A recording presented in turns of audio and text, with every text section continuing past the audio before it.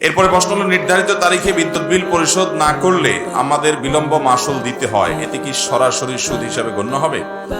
যেই কোনো লেনদেনে, যে কোনো কাজে আপনার আর্থিক দণ্ড যেটা আরোপ করা হয়, শরিয়ার দৃষ্টিকোণ থেকে সেটা জায়েজ নাই।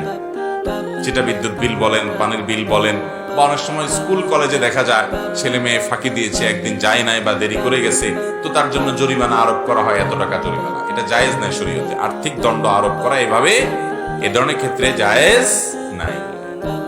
বলে তাহলে কি করবে?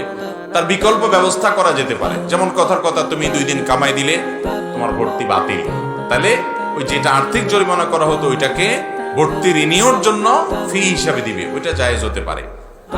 এখন কথা হলো, বিদ্যুৎ বিল বা অন্যান্য বিল এগুলো দিতে দেরি করলে তো আমাদের অটোমেটিক অতিরিক্ত চার্জ চলে আসে, জরিমানা চলে আসে।